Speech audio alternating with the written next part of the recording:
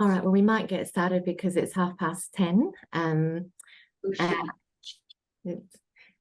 So welcome everybody to this webinar on supporting young women to thrive. It's actually being co-hosted by WACOS and also the Centre for Women's Safety and Wellbeing. Before we go on, I did just like to acknowledge that we're located on Whadjuk Noongar land, and that I support the Uluru Statement from the Heart, and I honour Aboriginal people for their continued resistance and their resilience. And I pay deep respect to elders of all generations who continue to protect and also promote culture and country. Just a little bit of introduction to myself and some housekeeping as well. So I'm Alison Evans, and I'm from the Centre for Women's Safety and Wellbeing, and we're the peak organisation for community-based women's health services, family and domestic violence services for women and children, and also sexual assault support services. Little bit of housekeeping. So when not speaking, if you could please ensure that you're on mute. But please also feel free to use the chat function for questions or for comments. And WACOS is here. You're in safe hands, and they'll monitor and feed your questions to the panel as appropriate. And so after the presentations, there will be plenty of time for questions, and I'll hand over to Emily Hull at that point, because suffer from terribly bad eyesight, so trying to look what's going on in the chat is not an easy thing. Just by way of background, I might just invite you into some of the conversations that WACOS and the Centre were having leading up to this. And I know that WACOS actually got a lot of feedback from their conference around, other focus areas around, women and girls and economic security, and also those other important interventions and preventions, because we're so often, particularly at the moment, and particularly for myself, we're so immersed in that crisis space. And in particular, it's a heavy focus for the centre at the moment. And we forget those conversations around, what are those positive investments and early intervention and prevention, which are so critical to actually changing our social and cultural conditions. And it just reminded me of how important it is to still have that conversation around the social determinants of women and girls' health and safety, and also their well-being. And it seems like forever ago since the World Health Organization did that incredible international research around the social determinants of health. And it was really powerful because it did have the best minds around the world who had such a concerted focus on, how do we better intervene into poor health outcomes. And it came through so strongly that, those causes of things that we really need to address if we want to prevent and promote different outcomes. And gender, of course, is a very powerful social determinant of health and safety for women and girls. And so that's really the background of today, and why we thought it was so important to bring some really important programs into focus that work in that sort of early intervention and prevention space. And I'm sure that you're all aware that for many young women in WA, there are life circumstances such as poverty, trauma, lack of services, or unmet needs that can lead to those poor social, economic and health outcomes. And these outcomes can have far-reaching impacts, and they may lead to entrenched disadvantage. And the community services sector actually can play such an important role in developing positive social determinants that enable young women and act as those protective factors. They're protective factors against the ongoing impacts of social and public health issues, such as gender-based violence, racism, discrimination, inequality, poverty, and social exclusion. And importantly, these protective factors also support young women to live empowered, happy, safe, and secure lives. So today's webinar will begin to untangle some of the challenges and approaches in creating those positive social determinants for young women, to ensure they are well placed to live those happy and safe and healthy lives. So we'll hear from 3 organisations delivering programs in this space, and we'll also have a panel discussion where participants will have an opportunity to ask our wonderful panel of speakers questions about their work and also, join in the discussion. And we're lucky enough to be joined by representatives from 3 organisations, including Brave Foundation. And we've got Catherine Cooney, and I know it's Samantha Young, but I know Samantha likes to be referred to as Sam, as does my sister Samantha. Brave Foundation is an Australian not-for-profit that equips expecting and parenting young people with resources, referral and education opportunities to facilitate happy, healthy and skilled families over time. Shooting Stars. Today we are joined by Olivia Slater and Julie Ann Dupin. Shooting Stars is an initiative of Glassjar Australia, which empowers Aboriginal girls and women across Western and also South Australia to make informed choices about their education and employment journey and helping them to shoot for the stars. Sexual Health Quarters, we are very lucky to be joined by Karen Mulhausen, and I hope I've pronounced that. I just realised that I've not said that out loud, so I hope I pronounced it correctly, Karen. And Karen will talk to us about SHQ's HERS project. So HERS stands for Hurrah. And when we go to panel, I'm going to ask you what that means, because I looked it up and there was a few different interpretations. So it means Hurrah, empowered, resilient, sisters. And it's a peer education program for young women aged 16 to 29 years from migrant and refugee backgrounds that builds knowledge, confidence and skills in sexual rights, consent and respectful relationships and sexual health. So first of all, we are going to hear from our first speakers, and that's Catherine Cooney and Sam Young from Brave Foundation. And Catherine and Sam will be discussing their work with expecting and parenting young people. I had a choice of whether to read out the bios, and after reading them, I thought they're so important and such a insightful piece of information really in understanding the programs themselves too. So they're only short, so I'd really like to just quickly go through them. So Catherine is head of the program at Brave. She is a registered social worker with 20 years plus experience in developing and delivering programs for the flourishing of women and their children. She has responsibility for the delivery of the Supporting, Expecting and Parenting Teens program and supporting frontline staff.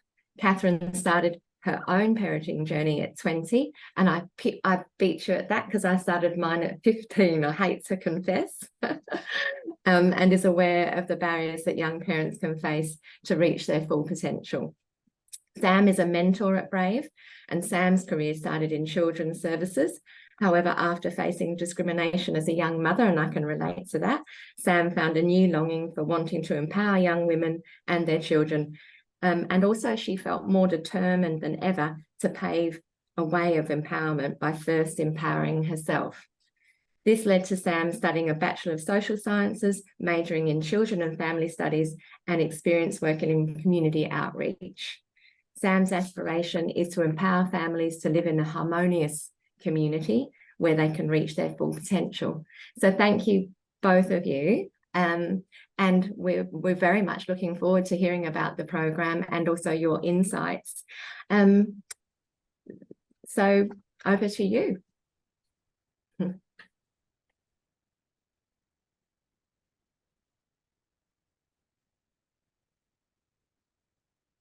Have I unmuted successfully? Thank you. Sorry about that. Thank you for having us. It's so lovely to be here. I would first of all like to acknowledge the diverse lands that we're on. I'm all the way over the other side of the country today on Ngunnawal land, and that's part of the Kulin Nation down near Naarm, which we also call Melbourne. So very, very glad to be here, a long way away, but technology makes it possible for us to join this meeting, and we're very privileged to be here, and we want to acknowledge the traditional owners of the land on which we're all meeting today, and pay our respect to their elders past, present and future, and any Aboriginal people who are in the room today. I also just wanted to say to Alison that that was such a beautiful acknowledgement of country, and thank you for that. It was just really, really lovely. So we're here to talk to you about Brave Foundation and the work that we do with young parents. We are Australia's first national not-for-profit dedicated to assisting, expecting and parenting young people. And we've been actively involved in gathering stories and information and sharing this lived experience with sectors and government across the country. And in this session, we'll share some information on our work and how we're supporting young women to build environments which result in positive social, economic and health outcomes for themselves and their children.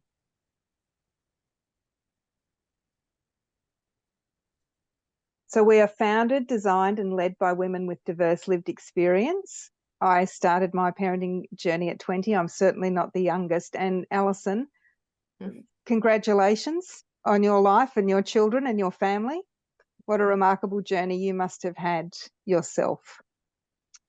We find our young parents to be incredible overachievers. We run into them in Parliament. We run into them in every sector that we come across. So we have high expectations of often meeting people who are young parents in very influential situations now. We aim to equip, as you said, expecting and parenting young people with resources and referrals, education opportunities, which all want to come together for them to facilitate happy, healthy and skilled families. We were established in 2009. We've been around for a while, but we've only had sort of a formalised program and funding since we were part of a pilot under the Try, Test and Learn Fund within the Department of Social Services in the Commonwealth Government. And then we grew again, and the core program is currently funded until 30th of June 2024 by the Department of Prime Minister and Cabinet and sits within the Office for Women. Our other funding comes from the Tasmanian Government, where we have some dedicated Tasmanian funded mentors, and we have a number of philanthropic organisations who also support our work. Our workforce consists of 16 professional mentors around Australia, including 3 virtual mentors working to support participants who are isolated by geography or other factors. And in Western Australia, Sam is our mentor on the ground, and she predominantly works in the Midland and Joondalup areas and everywhere in between. We also have a virtual mentor who does a small amount of support in WA. So now I am going to introduce you to Sam, and she's going to tell us a story about her work and the wonderful people that she works with. So over to you, Sam, and I'll mute again. Thanks, Catherine. Hi, everyone. My name's Sam, and I'm the mentor here in Perth. I would also like to acknowledge that I'm on Whadjuk Noongar country and would like to pay my respects to elders past, present and emerging. During the SET program, the engagement between each participant is individualised and tailored to the young parent's circumstances, individual goals and required supports. Something I'd like to highlight about the program is the agency it builds in young parents' lives. Having a choice and a voice is something, unfortunately, is not a common occurrence when I first meet young parents entering the program. Every step of the way, we build their self-determination and agency by walking alongside them, never in front. They are the leaders and creators of their own journey. One of the positive inputs that enables young mothers to thrive is strong social connections. We foster this by providing opportunities for social connections and navigating services to build capacity within their local community. One way we do this is encouraging participants to attend a child and parent centre, a play group, or a parenting group, and seeking ways to create a sense of belonging and providing safe and welcoming environments. These environments provide opportunity for social connection, introductions to early learning, and safe spaces for young parents to meet other young parents and share thoughts, ideas, and experiences. I facilitate a young parents play group at our partner hub in Midland every week and invite organisations and services within that community to attend, to allow for relationships to be built, participants to be linked in, and know what services are available to them. This is done by firstly asking participants and playgroup attendees what they would like to do in playgroup, any services they wish to find out more or be involved with. This makes mapping out and connecting with services easier to navigate because they have someone to walk beside them and help them understand who and what services are available to them and build relationship directly with their community in which they live.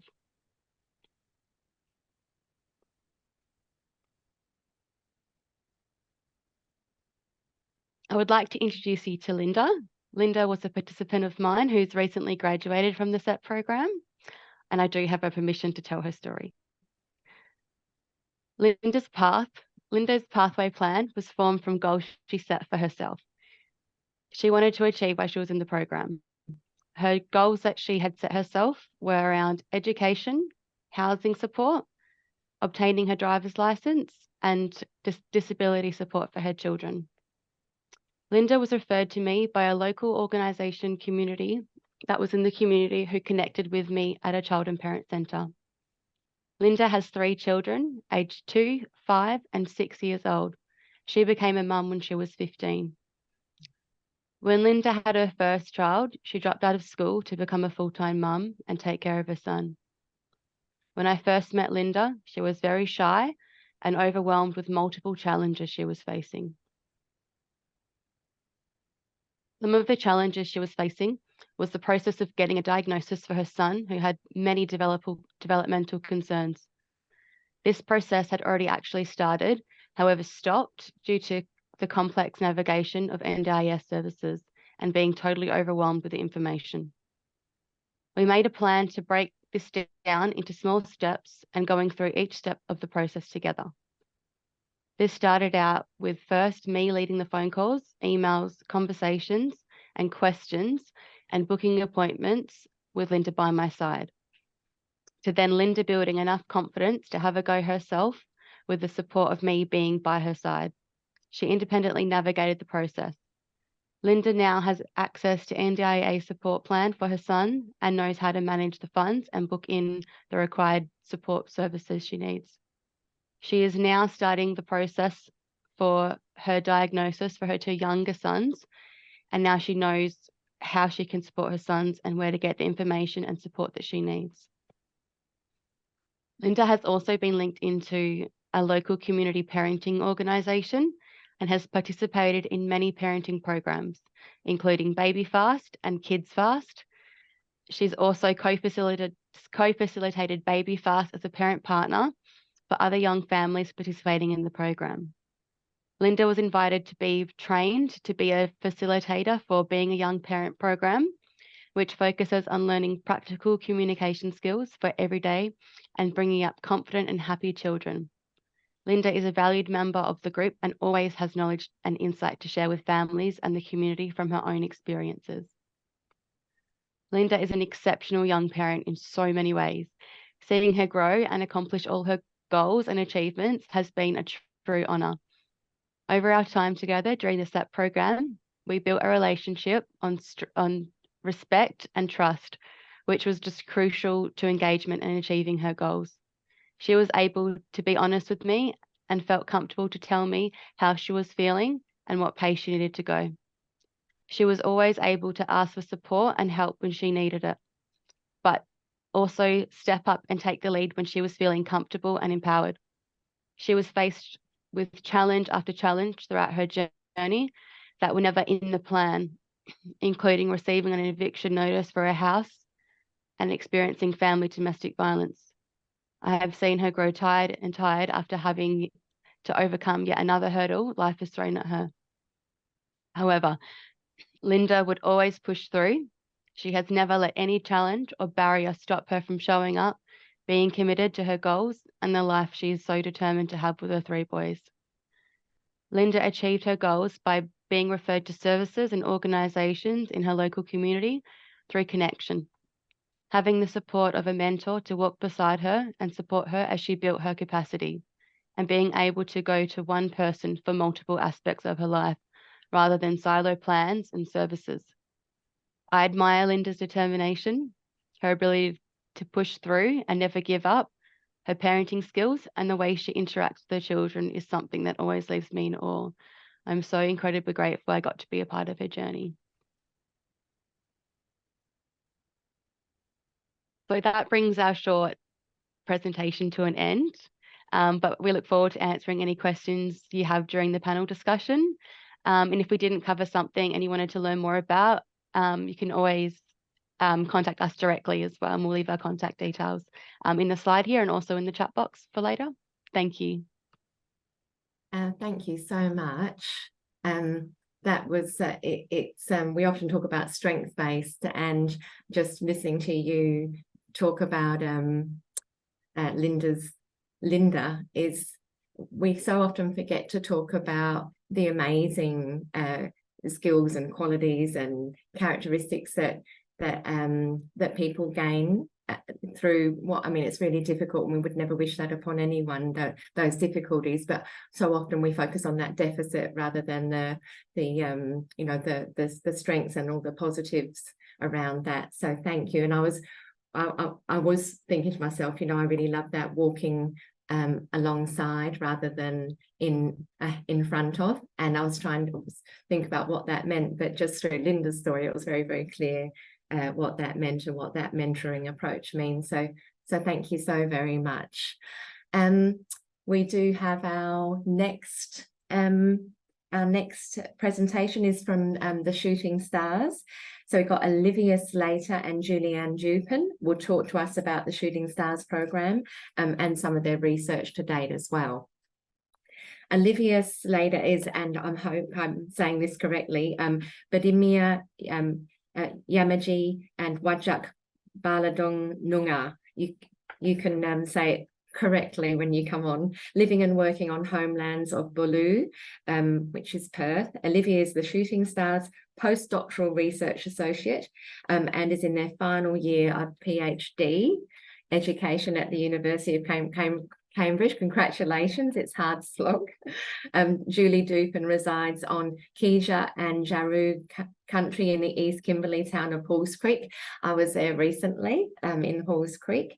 It's difficult environment, but also quite an incredible environment in terms of some of the community work that's going on there.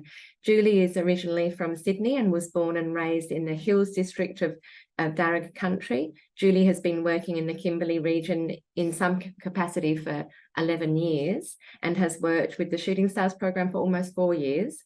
Julie is currently the Shooting Stars regional manager for the Kimberley region. And Julie has a Bachelor of Social Work from the Australian Catholic University and a graduate certificate in developmental trauma from Australian Childhood Foundation. Thank you so much, Olivia and Julie. I don't know who's going first, so I'll hand it over to you both. Good morning.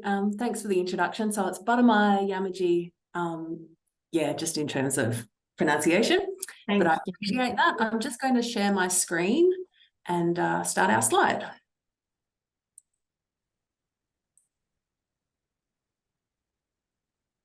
I think that is in share mode. It's not full screen for some reason. It is. It is for you guys? All right, awesome. So just to briefly introduce myself again. So my name's Olivia Slater. I'm dialing in from Malgamonga, one of the suburbs of Bulu in Perth. And I'm on Wajak Noongar Budja today, dialing in, and lucky to be dialing in on the homelands of my Noongar ancestors. And Julie, if you wanted to just briefly intro. My name's Julie Dupin. I'm the current regional manager for Shooting Stars, and I look after the Kimberley region. I'm currently sitting on Gidja and Jaru country in Halls Creek in the centre of the Kimberley. I live and work here, but I have the privilege of travelling across a lot of countries to support the empowerment of Aboriginal girls and women across our region. So I just want to pay my respects to the lands that we're all meeting on today. And the voices of Aboriginal women that play a huge part in the program that we get the privilege to run every day. I joined as the postdoc research associate at the beginning of the year, and our research arm of Shooting Stars is run by Dr. Rose Fito, who is also located in Perth, and their work in building a research arm of our organisation has been a hugely successful way for us to ensure that the work we're doing on the ground has some impact not only into academic discourse, but then we have the data behind us to be able to potentially inform policy. And I'm very lucky to be able to jump in on that in my journey as well. Yeah, so I'm just going to give you a brief overview of the Shooting Stars program and our journey. So Glassjar Australia and the Shooting Stars program is an educational and engagement program that was established out of a successful pilot that actually occurred in Falls Creek in 2014 in partnership with or through Netball WA. And as a result of the positive engagement in that program delivery, the Department of Prime Minister and Cabinet Indigenous Advancement Strategy directed funding to be established for us to create a non-for-profit organisation, which is called Glassjar Australia. And Glassjar Australia runs the program called Shooting Stars. So our purpose is to empower Aboriginal women and girls.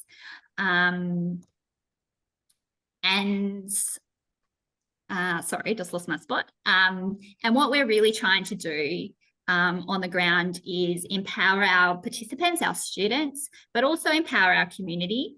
Our purpose is to stay true to the Shooting Stars way, which is our core foundation of what we're trying to do, which is about empowering our girls on the ground to make positive choices for themselves, but also positive choices for their future. And as Olivia just kind of mentioned with our research branch, what that allows us to do is challenge the status quo, challenge those systems and barriers that are in place that prevent our girls from feeling empowered, being empowered, and having opportunities to thrive.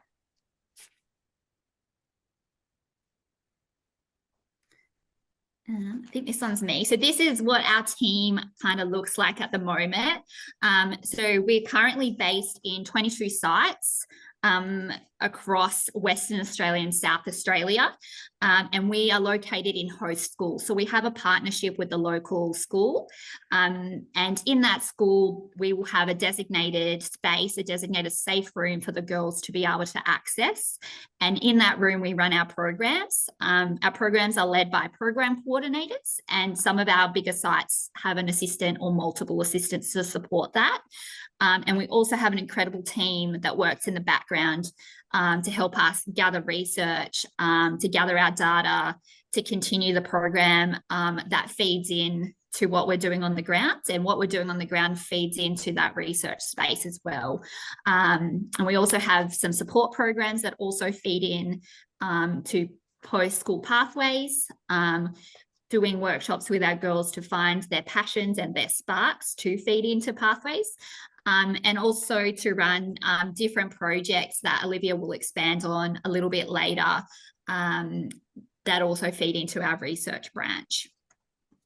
I think I also just want to kind of highlight that while there are many branches, we all very much work together and are all very connected. And there were quite a few interesting conversations about what our structure would look like on paper, because the conversations are so vital, and the pathways that we have to connect with each other within the organisation to ensure that, say, people in the Perth team like myself who are kind of in the businessy admin space are making sure that all the needs are met on the ground across a really vast expanse where, like, we go 6,000 kilometres from Carnarvon to Whyalla, and then I think it's another 6,000 from Narrogin up to Wyndham.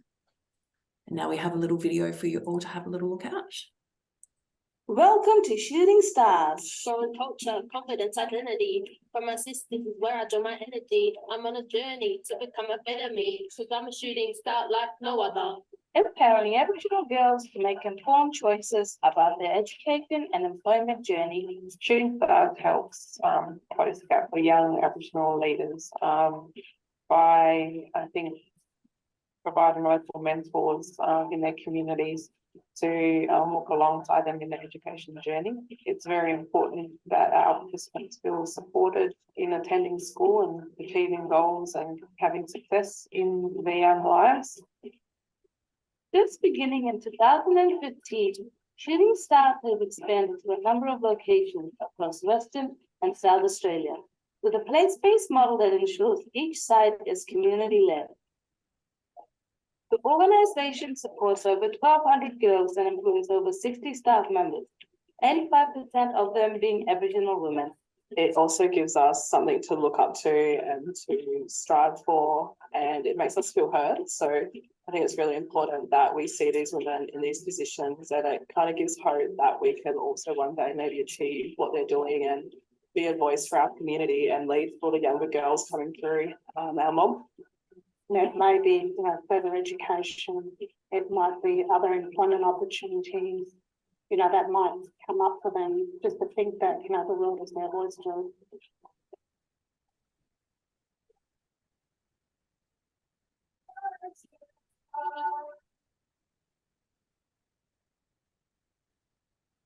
There we go. I'll just click through to the next slide if it'll let me. So like Julie was saying, we are a place-based, really a fundamentally place-based and trauma-informed organisation. And the reason we focus on that is because the needs of each community that we work in are just so vastly different. And so we need to be able to have that reflexivity, to be able to evaluate, to be able to have that communication back and forth between sites to regional managers, and then, like I said before, up into our Perth office. So we have site staff located within the schools, and our engagement sessions are held during school hours. So we are embedded within the school timetable, and that is works twofold. It means that for some girls, they have a reason to come to school that day and potentially jump into further classes, but it also means that the girls who may be struggling with whatever they need know that they will have a moment to come into our Shooting Stars space and take a breath to be able to continue on their day.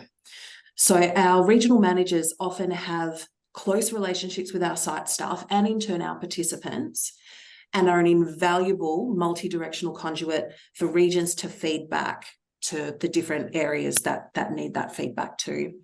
The multi-directional approach is also a vital tool for working across regions to collaborate, debrief, and learn and grow. We all come together at the beginning of every year to share time and space, because we're often not in each other's space. So it's really great to get together and actually put faces and proper faces and like hugs to people that we've seen on Teams or have shared emails with or have spoken to on the phone. Shooting Stars participants also have annual opportunities to travel and meet other Shooting Staff participants through leadership camps, sporting events, and on special occasions, like you would have seen in the video, there was a launch of a book, the 2022 launch of Kaya Kopadok Kolon York, and our upcoming Art with the Stars exhibition launch, which is happening in Carnarvon in less than 4 weeks. Yeah.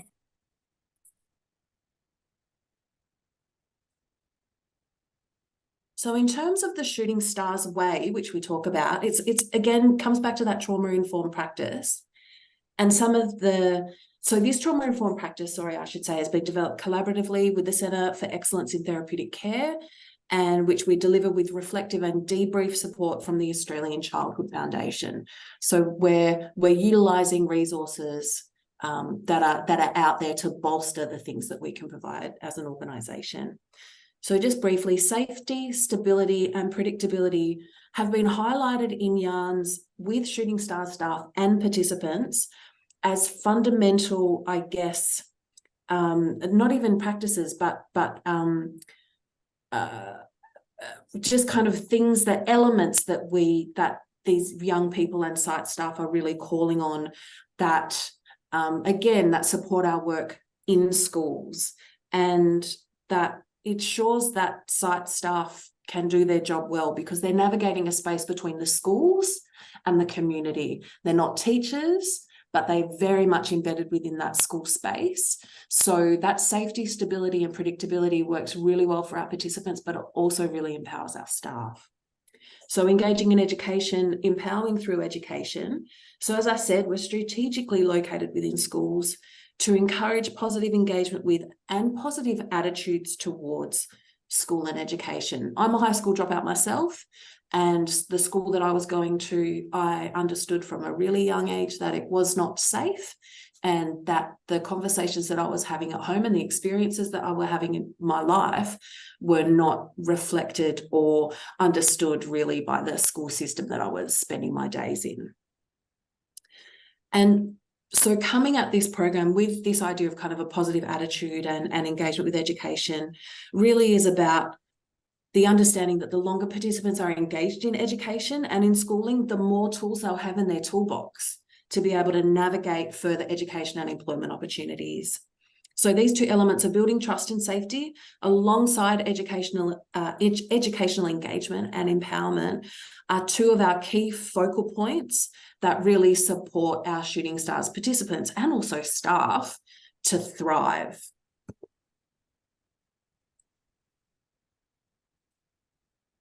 Thanks, Olivia. I'm just going to expand on kind of that first section of the Shooting Stars Way, which is building trust and safety with our girls.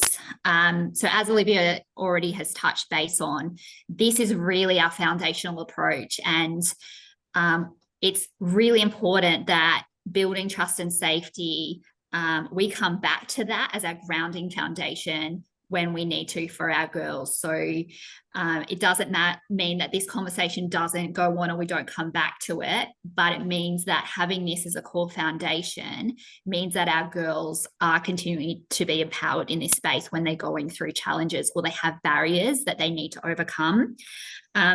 So to do that, it's really important that that first part is for our staff, for our girls, is that we are building relationships that are built on trust as the foundation. We can't move into any empowerment or any growth stage without that core relational foundational for our girls. It's really, really important that we do that. And what we kind of have as our approach in this space is safe person, safe space. So what we want is our staff in the school to potentially be that safe person, or to support our girls to find their safe person in the school context. It might be a teacher that they're struggling to engage, or there's a teacher that is that safe person. So how do we support our girls to foster and grow those relationships? So having those foundation of trust is super critical for us to move forward. And safe space. So safe space, we do have designated rooms in the school, and these are owned by our participants. If you visited the 22 sites, each room is really unique. They're decorated by our girls. The girls have ownership of that space. But these rooms are really, really important because what we want to do is bring those girls into that space when they need to. Or they're having challenges, we want to be able to reorientate them to that space. So having them have ownership of that space in the school is really key for us. But also I want to just also expand a little bit that safe space sometimes isn't necessarily our room. We do take our girls out on country to build that trust and relationship, and we know that that is a way that we will really help our girls feel empowered, feel really confident, feel strong in their sense of belonging to their towns and their communities. So safe place may also be us taking them out on country to reground, reconnect. But when we're in school, it's our room that does that. As I said, our rooms are really unique space, and this kind of goes into that second part around reorientating to safe space. Our girls have in our communities have immense amount of trauma, a lot of barriers that really impact them. And what we're trying to do in our space is have a space where our staff can support our girls to co-regulate in the hopes that they can learn skills to self-regulate. And that's really important. All of our rooms have a calming space with resources that the girls can utilize at any time through the day, and or can utilize with support from our staff to learn how to regulate, reground themselves in the hopes that they would be able to re-enter a classroom space. So our reorientating to space might also help our staff helping their girls to go, I actually need to leave the classroom because the classroom's not safe at the moment. So they'll reorientate to our space to have that. And they might do that in support with our staff, but we would like our girls to be able to do that independently. So you do see that where girls will start wandering down to access that support when they need to. So building independence to understand what they themselves need in that moment throughout the school day. Our staff really work in collaboration with the school leadership team and teachers to build individual plans for certain students that may need that additional support to help them feel empowered and safe and a sense of belonging in the school context. So our staff do a lot of advocacy in that space, helping students connect with teachers.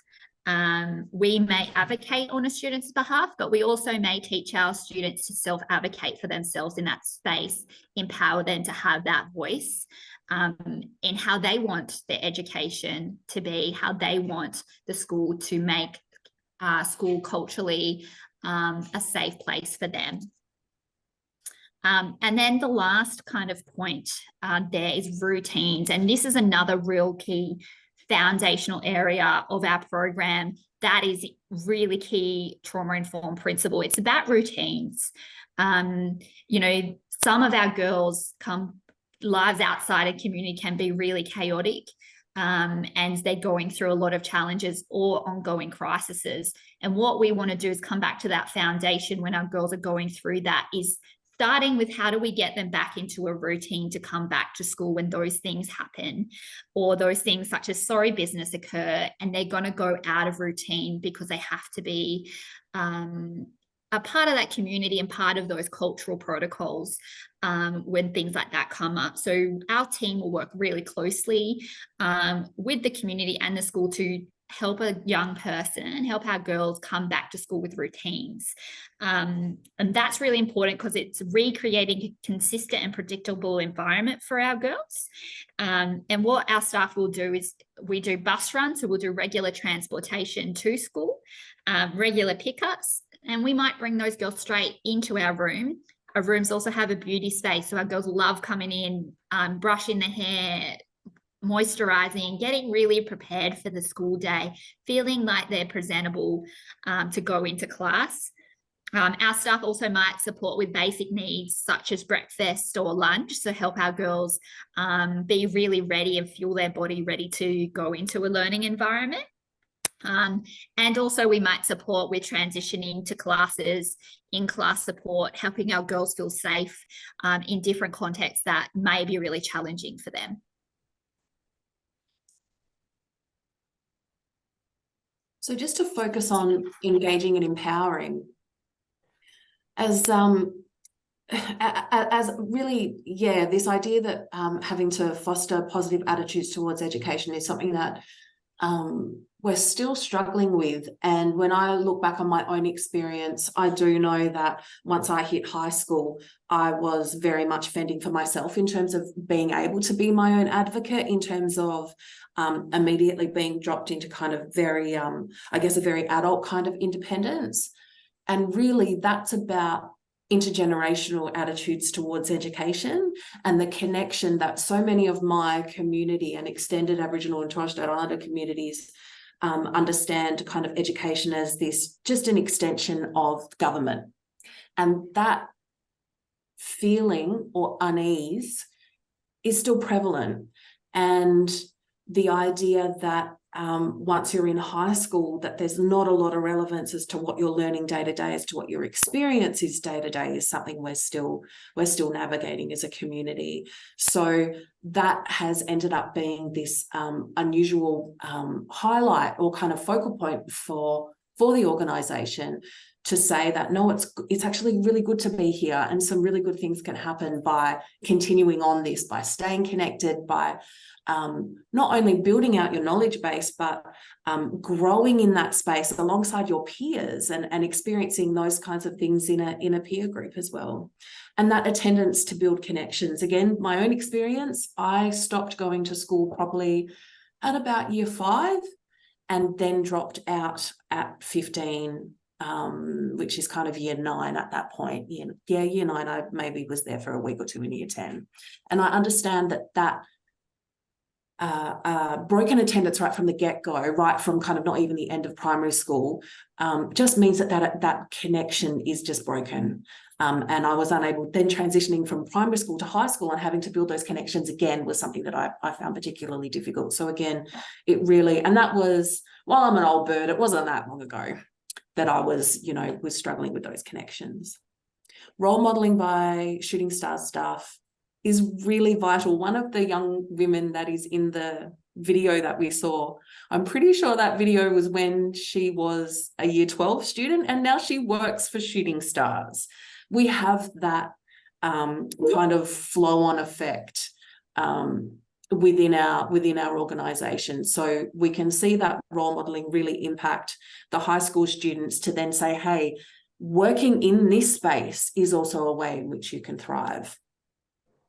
We utilise yarning circles across a lot of our organisational structure. And one thing I did miss out on, I didn't mention that we also have school-based steering committees that are led by community members as well as school staff, as well as site staff, to really help steer what's happening on the ground and be another conduit between Shooting Stars and the community. We have yarning circles across those spaces. We have yarning circles with our Shooting Stars staff in our own cohort. We have yarns with Shooting Stars participants, with our girls, where we yarn out things about like safety. We yarn out things like success, what success can look like for you. And one of the outcomes from success that I just want to highlight here, particularly due to Brave Foundation's work, is being a good mum. This was an important success factor for a lot of these young women. It's what they really wanted to strive towards. And then we have programs like Art with the Stars, which is an art-based program that happens across a term where we engage a local artist to create either collaborative works or individual works with the girls, and those works will be exhibited in Carnarvon, Collie and in Fremantle over the next couple of months. Pathways and Sparks, which are about the participants in high school really understanding what it is that they love to do. I've heard a lot of really great conversations around this word glimmer in a neurodiverse kind of context, but also we utilize the term spark. What sparks you? What do you really love to do? And what do you find easy? What gets you into a flow state? We talk about those sorts of things. And Pathways is about further education and further employment and what happens next. Deadly Minds Matter is another termly program which is all about self-regulation and about emotional regulation and about resilience. And that is delivered, again, created with a really amazing staff member who's since, a long-term staff member who's since finished up, who is also a qualified OT. So we've got a lot of expertise in our Aboriginal staff and non-Aboriginal staff that we're able to gather to to flesh out these programs. Deadly Minds Matter is now delivered by our site staff. So the site staff are going through that process along with the participants, which is hugely empowering. And just briefly, we inhabit the space in between. We're the space in between community and school. We're the space in between the Department of Education and community as well. Like we exist in this funny little niche, which is freeing but also confining. So thankfully we have, with the yarning circles model particularly, we are able to be pretty quick on our feet to make sure that what we're doing meets participants' needs, again utilising that place-based approach.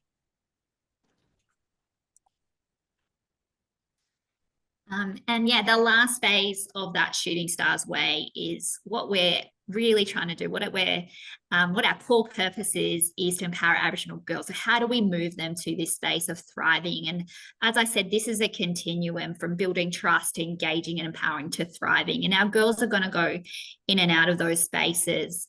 But what does a thriving program kind of look like for us?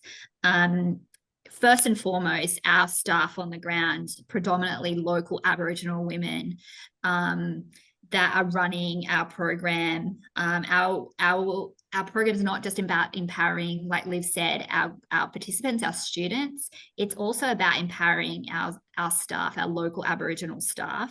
And we bring everyone on that journey, bring everyone in to have a voice and a say in what's really affecting them in their communities and how we can support our girls and our staff to move forward.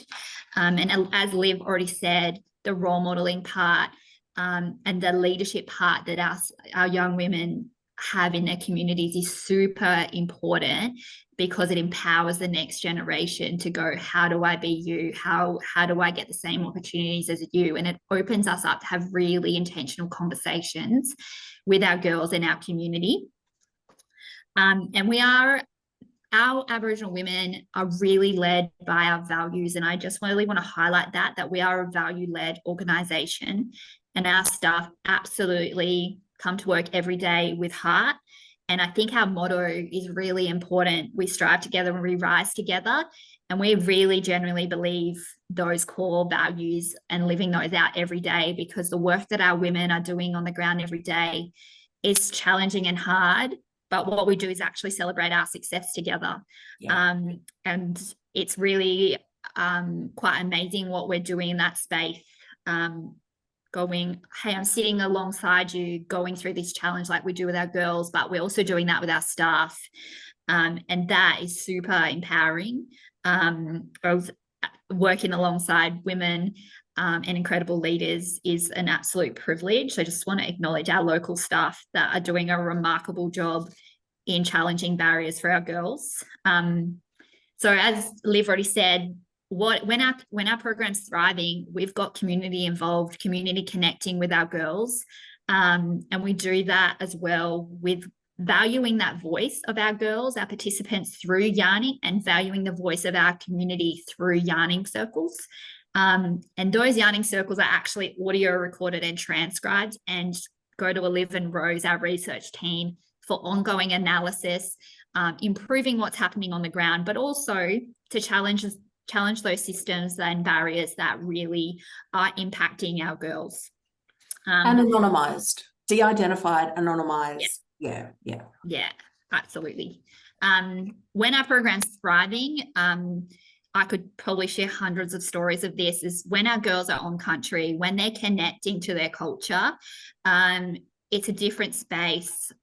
When we're out there, you see our girls feel relaxed, you see our girls feel joy, and it's also a different way that our girls learn. So we can also advocate for that space, that when our girls go on country, it's actually a different opportunity for them to learn, grow, connect, and build a sense of belonging, which is really, really core for our girls to know who they are, know where they're from, and be really, really proud of that. And what we want to do in that space is wrap around our girls. So we will invite community and elders and amazing strong leaders in our community to come into the girls' space, to come into the Shooting Stars room and be a part and embed and be a support. But what we want our girls to do is go out in the community, know who their elders are, know who their community leaders are, so that when they do have to go back to that first phase of building trust and safety, they've already got that foundation of, I can talk to Nana, I can go to this service, I can go to this strong leader. And that's really, really key, because in those moments, they're actually empowered and actually thriving, and they're also not sitting in a space of crisis for a longer period of time, because they can sit there and go, I need to grieve this loss that I've had, but I've got the skills to move forward so that I can be empowered and I can get out of this situation. So it is really that two-way relationship, or three relationships, between school, between communities and the families, to really help our girls be in a space where they have an opportunity to grow and develop and thrive, is really important. Olivia's already touched a little bit on our yarning space, and what that really does, and I think it's really exciting space that we work in, is our yarning circles produce tangible outcomes. As you can see, the book, that book has stories of women that are from the communities that our girls around, how they define what a successful woman is. Our yarning circles allows us to have better strategies in how we advocate for different systems. And as Liv said, the yarning circles have also allowed us to develop and implement programs like Deadly Minds Matter, which teaches and enhances self-regulation for our students. Yeah, I think that's, and the last part is that challenging the status quo. So it's just cut off a little bit on my screen there. And I think that's really important, because all of this information that comes from the voice of our girls, comes from the voice of our community, actually allows us to be really, really strong as women and stand up for our communities, and our women, our staff standing up for their people and going, we want better for the next generation. We want better for the current generation.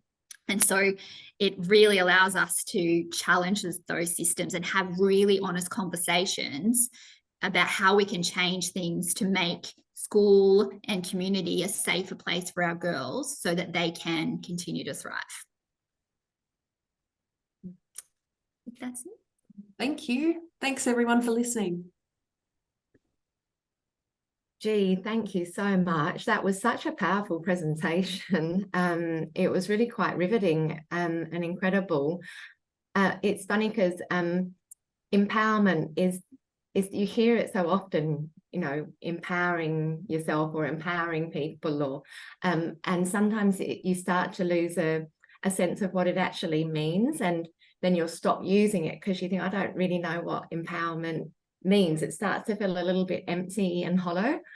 But that presentation just was such a vivid, living and breathing conceptualization, because you really felt what that means to be empowered and to become empowered, and what's needed to be empowered as particularly in this situation, with girls and young women. And I found that really quite incredible to bring in the empowerment that can come from that capacity to be a self-advocate, but also what does that mean in terms of community and school, and how do they enable girls and young women to be empowered. And I liked the way you touched on the research and the importance of kind of poring over those transcripts and things to better understand, what are those barriers as well. So it's really quite cyclical as well.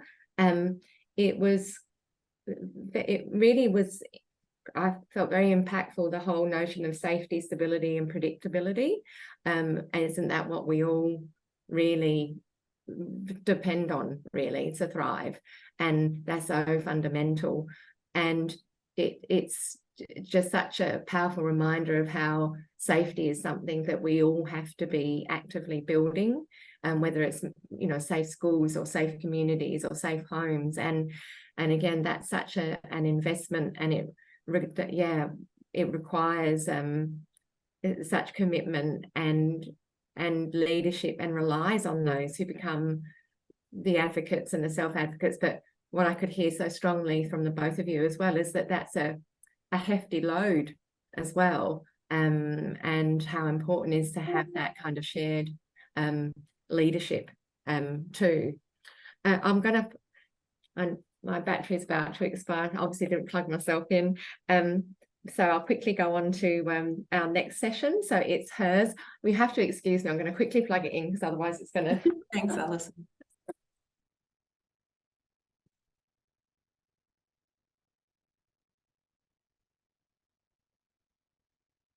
I got in super early today to make sure that everything was as it should be, but I didn't actually plug in my laptop. So we've got, so thank you very much for that. It was really quite incredible, and I'm sure that there'll be lots of questions.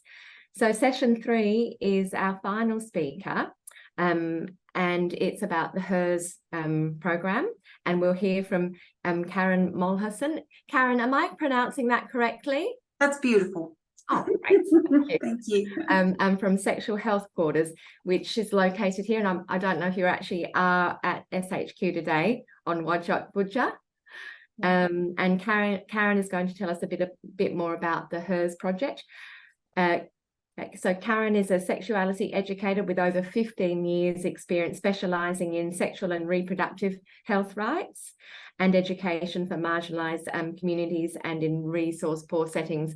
And Karen's reputation precedes her, so I hear such a lot of amazing things about Karen. Not to put you under any pressure, Karen. And as I said, I'm very keen to hear about the acronym, because so you can unpack that. I will. Thank you so much. Thank you, Alison. Share my screen. Has that worked for you?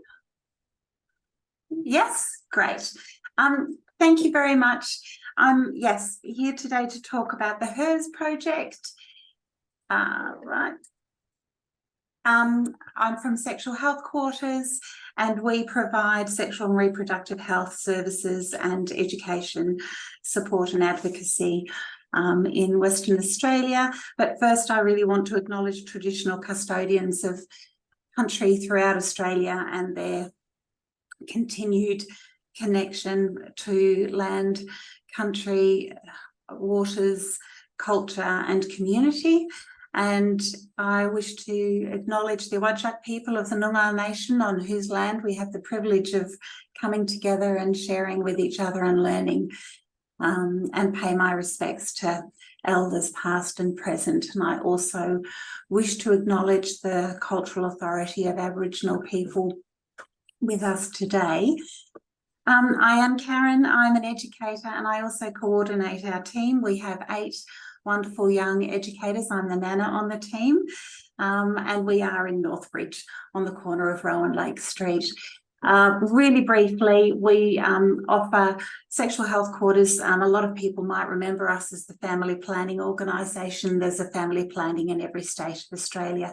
Here in WA, we have a clinic with doctors and nurses around sexual and reproductive health. We have a counselling team. We have the sexual health helpline. We have a disability team.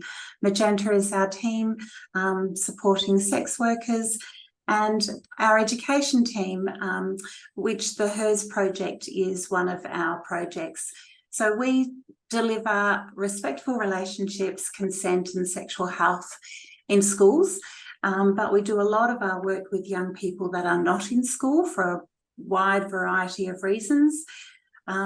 We also, so for example, we work with young people in youth groups. We work with young people from migrant refugee communities. We work every week in Banksia Hill Juvenile Detention Centre with the girls there.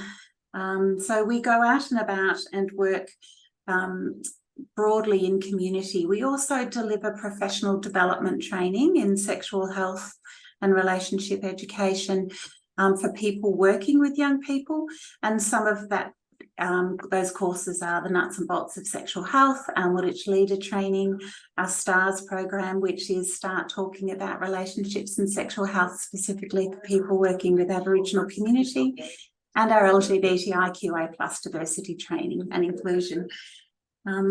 As I said, we have a team of educators. We have an Aboriginal team as well, and we have a variety of programs and projects on the go. And the HERS project is one of those that I'm here to talk to you about today. So the HERS project came about, we started the first one 3 years ago, but it came about because longer than that, maybe 5 years ago, we really identified that there was a need for particularly young women in migrant and refugee communities to access education around relationships, consent and sexual health, but also for them to be able to feel able to access services, to actually walk in the door of a clinic. And I'll be very frank with you and say that I think we at SHQ felt that we weren't doing well enough in that area some years ago. Did women from migrant and refugee communities feel confident to walk in our door of our clinic? And were they able to access our programs and our education? And we felt that we could certainly do better. And so we looked at what can we do? How can we reach women in these communities, and particularly young women? And we did a whole literature review and we did research, but more important, well, not more importantly, but yes, possibly more importantly, we talked to young women in community, and we talked to people that worked with supporting these young women about what is the best way for these young women to safely and comfortably access knowledge and access information, and how can we reduce the barriers to them accessing not just our service but any service that they need, any sexual health service. And so we designed what is now known as the HERS project, which is a peer education project for young women in community to, we hope, increase their knowledge around sexual and reproductive health, their rights, but also their confidence. And we piloted it 3 years ago with the invaluable support of Assets, which is the Association of Services for Survivors of Torture and Trauma. They're a specialist service, and they have a long-standing excellent reputation of working with community. And we approached them and asked if we could partner with them to deliver the project, the first project, and they were invaluable. And it was actually the young women, I think, yes, you can see them on your screen right now. These young women were the ones who, in the pilot, and they were the ones who named it the HERS project. We asked them to name it towards the end of the project once they had finished and they knew all of the elements of the project. And yes, you're right, Alison, there are many different meanings to the word hura, but for the young women in our group, the Arabic word means strong woman. And so they named it Strong Woman Hura, Empowered Resilient Sisters, or Sisterhood. And so we continue to use that name. So the project we designed was, we worked with Curtin University to develop some evaluation tools as well, and they supported us, the Siren team at Curtin supported us in gaining an ethics approval, which I think was super important. I mean, certainly ethics is important if you want to publish, but that was not our aim. Our aim in gaining ethics approval was that we really wanted to put ourselves through that quite robust, challenging process to make sure that we were working in the most ethical way and the best way that we could with young women and for young women. And we thought that we had considered all of the things we wanted to, but we wanted to put ourselves through that process just to make sure. So we gained ethics approval, and as I said, we consulted with young women in the community about what they wanted in the project, and we also consulted with professionals and with our educators. And we also asked the young women who were interested in joining when and how did they want us to deliver. And they said that they wanted the project to be on Saturdays. And so we delivered 6 whole day workshops on a Saturday. And importantly, we delivered it at Assets. And as you can see on your screen right now, often under that lovely big tree, we'd put cushions down and we'd either be in the community hall or under the tree. And I can't stress enough the importance of working in partnership with a community organisation. In this case, it was Assets. Currently, we're right now running the program again with Isha. And I really believe that though SHQ has the skills and the staff and the expertise to deliver the education, I really think that we cannot reach young women in community alone. And it is not best for these young women for us to reach them alone, and that the partnership with the community organisation, Assets or ISHA or whichever other organisation we're lucky enough to partner with, that is vital and key for the young women, because those young women have a long trusted relationship with, in this case, Assets. They come there with their families, or they come there for youth group, or they come there for social mornings. Not only do they feel safe there, but importantly, their families trust them going to that centre. And to be very honest with you, we know at SHQ that a lot of these young women or women will not walk through the doors of our clinic alone or for the first time. They might be scared. They might feel shamed or embarrassed, or they might genuinely get in enormous trouble if a member of their community reports back to someone in their family that they have been seen walking in our doors. So the reality is, just walking in our doors is a barrier. So we need to go into community, to a place where they feel safe, where they have trusted relationships, and importantly, they have ongoing support, because we come in and deliver the project, but ultimately one day we will also leave. And so we worked alongside two of the key staff at Assets and the two staff here at SHQ, myself and Bronwyn, and Lucy and Taranga at Assets, and the four of us delivered those workshops every week.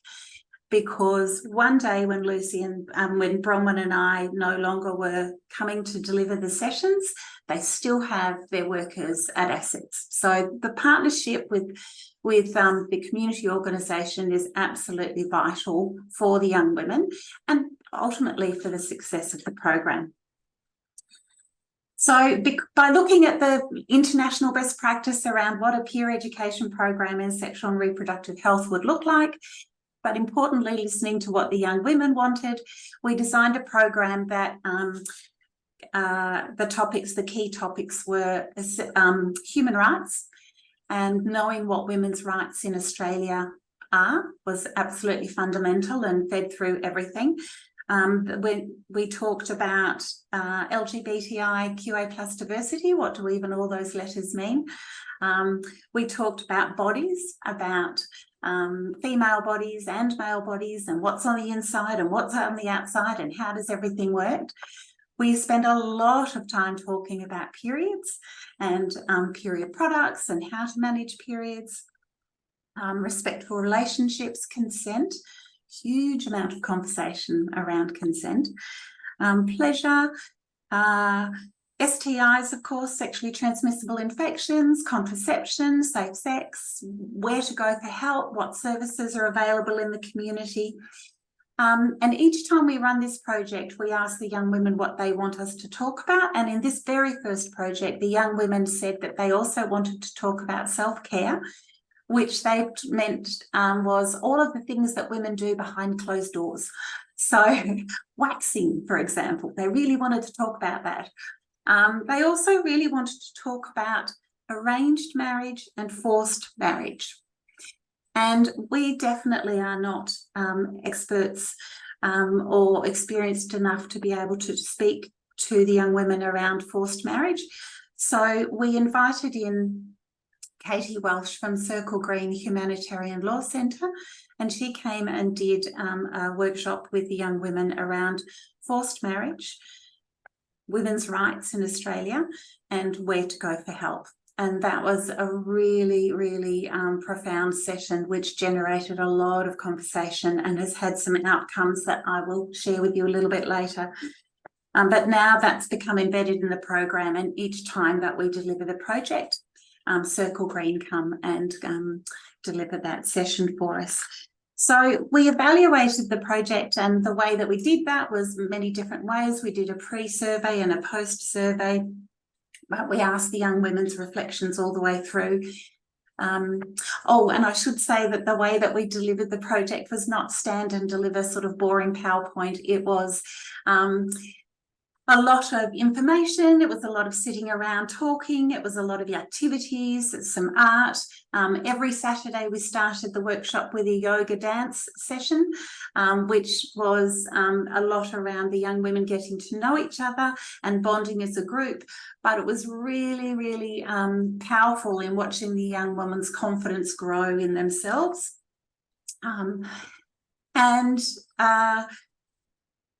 We evaluated it at the end, and there was really significant increase in knowledge around all of the topic areas, every single one. There was very pleasingly a really significant increase in their confidence, and a really significant increase in their confidence to talk about these things, so that if ever they wanted to go to a doctor or a nurse, or if they wanted to have a conversation with their friend or their sister or their partner, they felt much more confident. When we call this a peer education project, we recognise the immense value in young women or women once they have gained their knowledge and hopefully some confidence, in the immense value in them sharing that knowledge in what the women in our group called kitchen table conversations. And I think all of us can relate to the power of the conversations that happen between women. And so one of the key aims of this project was to empower these young women with knowledge and confidence, so that they could then, if they wanted to one day, there was no formal requirement, but if ever they wanted to, they could share their knowledge with their friends, with their sisters, with their cousins, with their aunties, sometimes with their mums. And so that's the peer education element. There was a significant increase in the young women's confidence to have those conversations. And I think one bit of the evaluation that I'd really like to share was when we asked the young women at the beginning of the project around, the question was, I know what rights girls and women have in Australia. At the beginning of the project, their response was 40% said yes, they did. But by the end of the project, that had increased to 90%. And I think having knowledge of your rights is absolutely fundamental. Some of the outcomes from the evaluation, I'll just read one young woman's outcome, which are two. One said, I get more information about sexual health when I marry, then I will not be scared about this. One young woman said, the most important thing that I learned about the rights of women is that we have rights. We can do anything we want. In my country, they can't do anything. They can't ride a bike. We can't have permission to go outside, and we can't go to school. But now I know that in Australia we can do. And women here have a right to do anything you want. And I'm really happy that I'm here and I can do better. I will have a light future. The countries of origin of our young women included Iran, Iraq, Pakistan, Syria, Afghanistan, Democratic Republic of Congo, Eritrea, Kenya. So for a lot of our participants, their countries of origin, women don't have rights, and they may never have been allowed to go to school. And even if they go to school here, quite a few of our participants would be removed from school on the days that any health education classes were on. So obviously significant barriers to them accessing any information around sexual and reproductive health. I think one example of the importance of working together in a partnership, but also young women's access to knowledge, came about. I said that we did a session around periods, and there was a lot of conversation around that. I think it ran 3 times longer than we had imagined it would. And we showed all the different period products that are available now, because now there's not just pads and tampons, there's period undies and there's menstrual cups.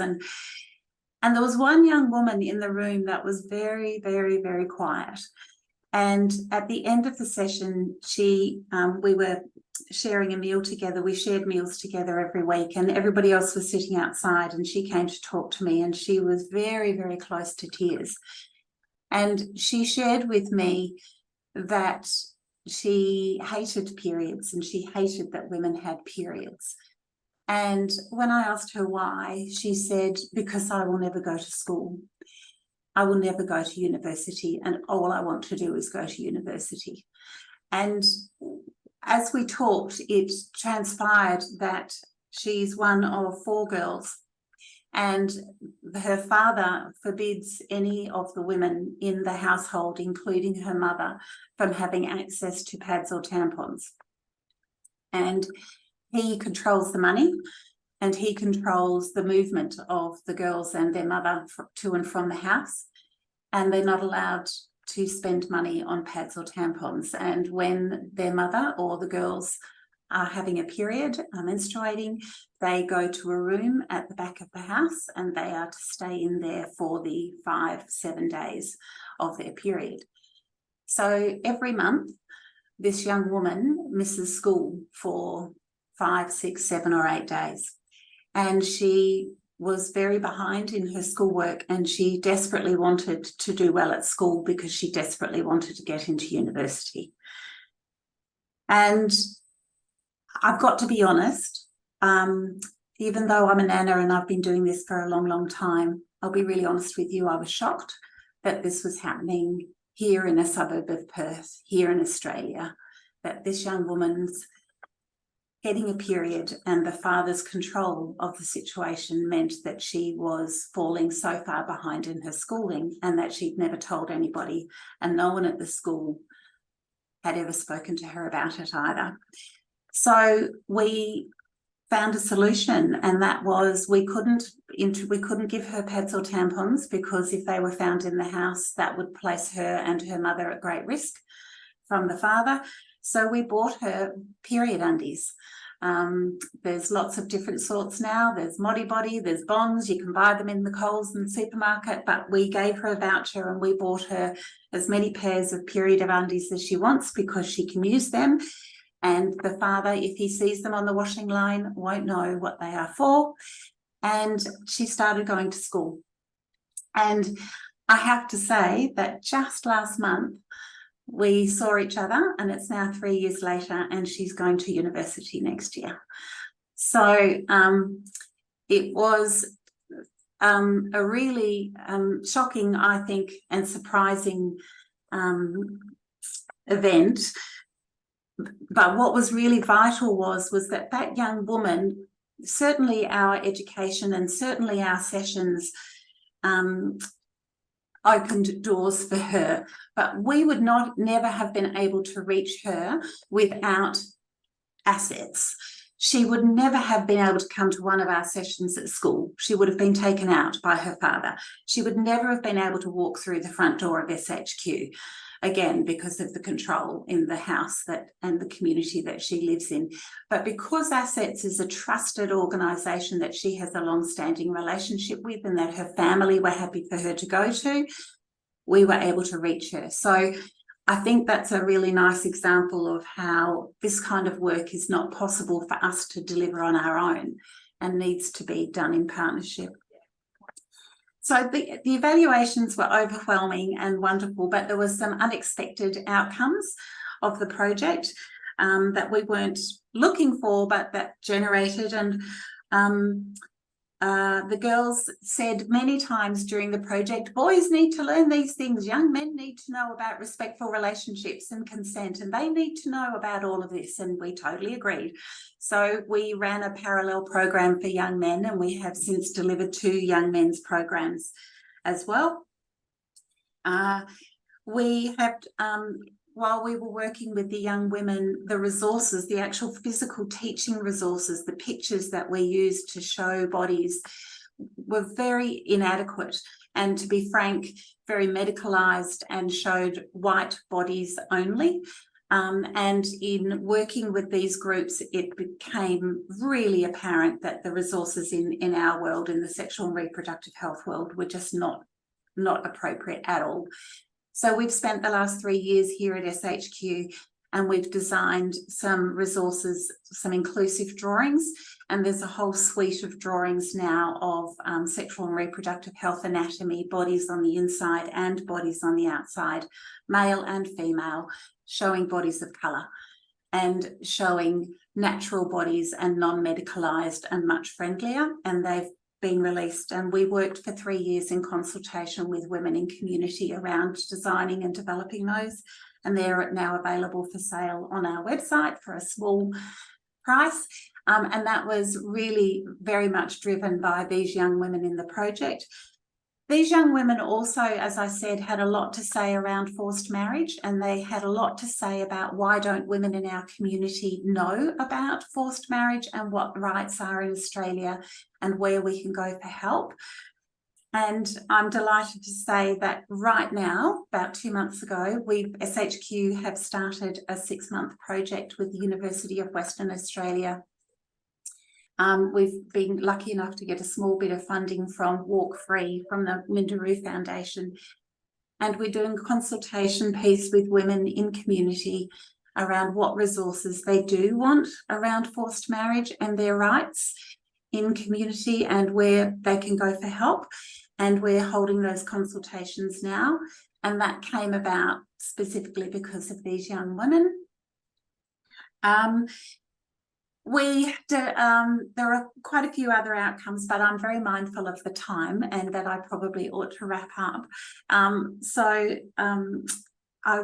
We've got a 1-minute video that I'll show you, which I hope captures the project. But one thing I would like to share with you is possibly one of the most important outcomes of the project was it had been our hope in the very first project that some of the young women in that first group might like to go on to become peer educators in a more, not formal, but to work alongside or with us in co-facilitating sessions. It was never an expectation and it was certainly not a requirement, and we didn't even mention it during the project. But at the end, in our last day and the last celebration, we said that we felt that it would be very powerful for young women to have young women from their own communities supporting and delivering these sessions, and we asked if anybody would like to. And we had 9 young women say that yes, they wanted to work as peer educators, and I'm delighted to say that we have delivered this project again, and currently, as I said, delivering it with some women at Isha, and we have employed young women. We employed 3 young women who were previous participants to be peer facilitators and work with us in delivering the sessions. And so they received some training from us at SHQ, and we employ them and we work alongside them and build their capacity, certainly. But we think it's very powerful and very important for women in community to see women from their community talking about these subjects and sharing knowledge with them. So I'll stop talking and play the 1-minute film for you and hope that the sound works.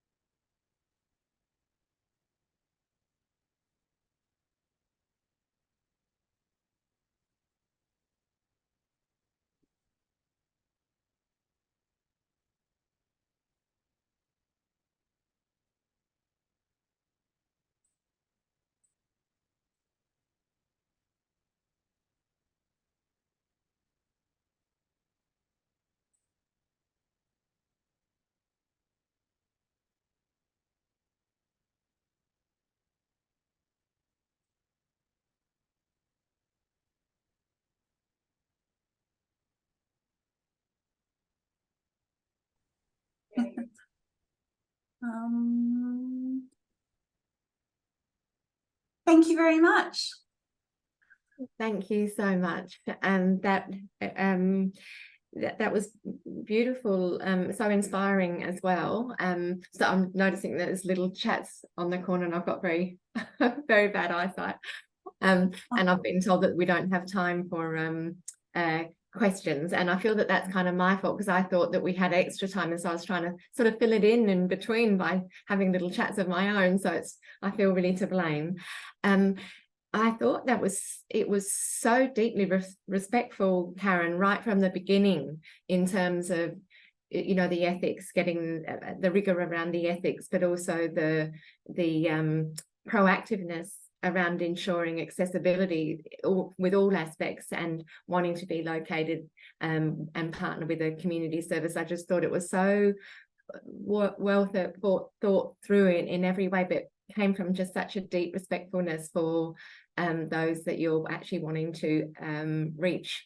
And that just really stood out powerfully for me. And it was, I don't think there was anyone, I mean, I had to fight back my tears, because it was a really very, very moving. And it just, again, just reminds us of how invisible, you know, the invisibility, and it's a bit of a scary thought too, that invisibility, and how do we cast light and make sure that there's the in-reach, outreach, and ways of being available, and like you said, assets and other, and I know Isha, it's the same, where women and girls can safely go, where it's not assumed or thought that it's to do with anything other than what it seems on the outside. And I just think, oh my God, imagine if we didn't have services like that, you know, there would be this isolation and invisibility, and it's really quite disturbing as well. So I, through all of this and listening to all of you, A, it's incredibly inspiring, but B, it's just such a powerful and important reminder to all of us that this kind of work, you know, we do get so caught up in the more obvious visible things like the crisis responses and things, yet this work is critical work. And so just a huge big thank you to all of you for the work that you're doing out there with girls and women and young people. So thank you very much for all of you attending today and taking the time. Thank you. Emily, I don't know if you want to step in, and Emily's at Wacos. I am. Hello. Similarly, I absolutely echo everything Alison has said today, and just flagging that if you do have questions for our speakers, you're more than welcome to email me. I've put my email in the chat, and I'm happy to work with our speakers to get some answers and circulate them with the team. But also, if you're interested in this work, or your organisation is interested in this work or these programs, also feel free to reach out to me, and I can connect you with speakers. So hopefully we can also help build more and new creative and exciting partnerships to push this forward. Thank you. Thank you. Thanks all. Bye. Thank you.